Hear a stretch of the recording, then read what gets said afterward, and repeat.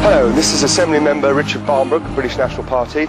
I've just come out of today, Wednesday's question time to the Mayor of London, Boris Johnson, and what a facade, what an absolute pathetic arena of Labour, Greens, Lib Dems, even the Tories.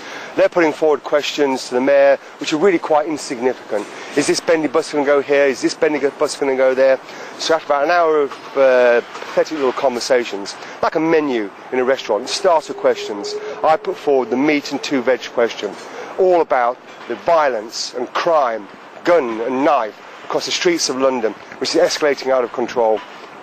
These are the questions that Londoners really want to know about. These are the questions that affect and change their lives.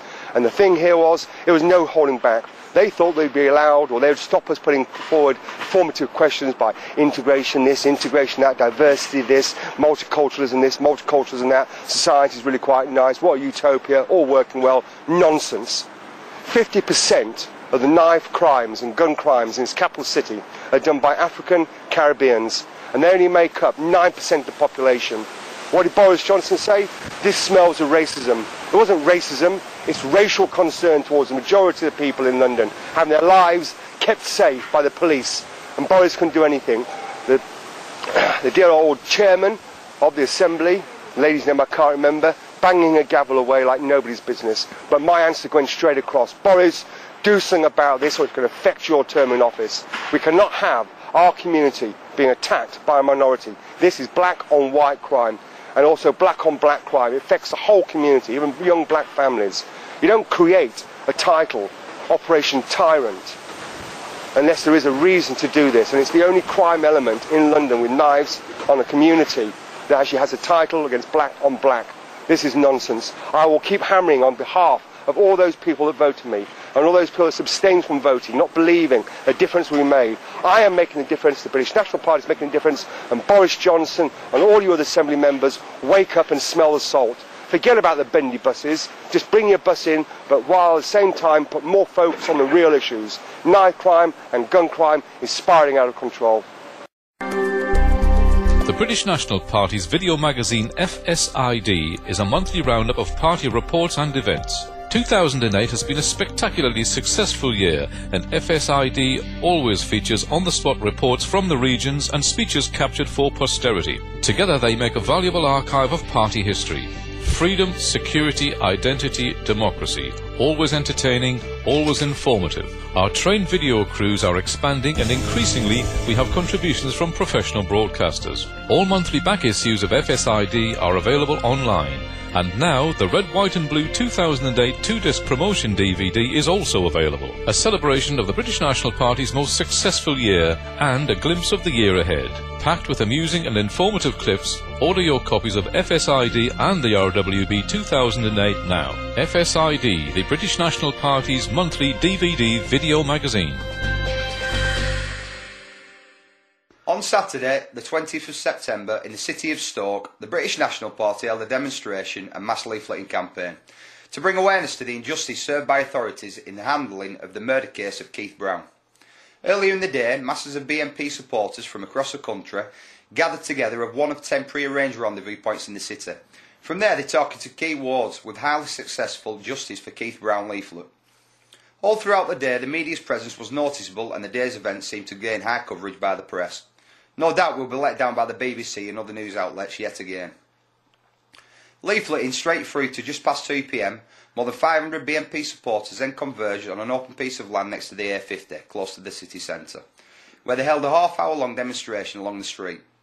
Almost every car which went past hooted in support of the demonstration, unsurprisingly in a city where the BNP already have 9 councillors, and is widely regarded as a front-runner to take over the town at the next local election. Amongst those attending the rally was a widow of Keith Brown, who told the BNP TV in an exclusive interview that her husband would have been extremely proud of the turnout and the day's work. Speaking at the event were BNP councillors for Stoke, Albie Walker, Mike Coleman, along with BNP Deputy Leader Simon Darby. All three highlighted the life and work of Keith Brown, after which a minute's silence was witnessed by all in honour of Keith. By now we had already received a formal thank you from the police for a perfect and peaceful turnout and behaviour throughout the day, with reports coming in that the police had endured some issues with the opposing party of around 200 gatherers who also held their own not-so-peaceful rally in the city centre. Addressing the crowd from the back of the Truth Truck, party leader Nick Griffin outlined the party's intention to fight for the justice for white people in Britain and speak out against the sickening political correctness which is paralysing police forces all over this country.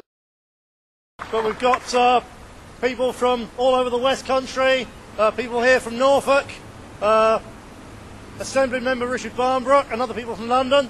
Thank you all for coming up here, standing up not just for the rights of the Liverpool 13, not just for the rights of all of our activists and people, but in fact for the rights of everybody involved in politics, regardless of their position, from us right through to the far left, to stand up for the right of all people in a democracy to distribute material putting across their point of view and the interests they want to get across. And that's what we've been here for. It's not just for us. It's particularly, of course, for the victims of anti-white discrimination and particularly the victims of anti-white racist violence and anti-white racist paedophile grooming, which, as you know, is going on particularly all over the northwest of England. It's going to be an issue in next year's European elections, and I know that we're going to do very well in those European elections. There's no doubt about it. Not least because 5 years ago, this city returned a fairly low vote for us, to be honest, and those days are gone now. Okay, Pete will tell you in a bit where we're heading for afterwards. But again, thank you very much. There, please. Thank you very much for attending. Officers. Hold on. Just wait till the police take him away. Okay. It's all right. Thank you.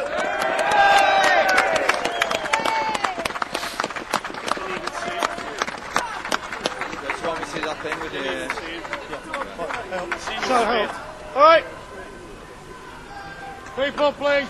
Right. Okay, so again, that's an example of how the police have changed a little bit. And they've changed not least because you come today. Because a week ago, they were pushing our people all over the place. Not the ordinary cops, but at the behest of their masters. And by coming today, all of you, like me, prepared to be arrested, if need be, to stand up for the rights of our people, we made it clear to the police they had to think again. Now, we behaved very responsibly today, and the police, by equally, have behaved very decently. And I think we put a point across that they cannot push us around, but neither will we push our luck. As long as they are fair with us, we will be fair with them. And again, thank you to B&P Security for dealing with that. You've seen how the police have dealt with that very sensibly, very professionally. I hope this is the start of a new period of relations between the British National Party and the police in this city. It had better be, because after next June the 4th, we're going to be among the politicians who are in charge of the police in this city anyway.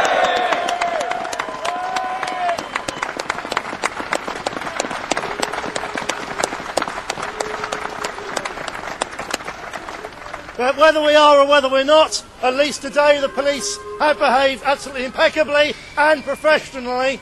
And so for their operation today, I'd like you to give 3 cheers to Merseyside Police. Hip hip! Hooray!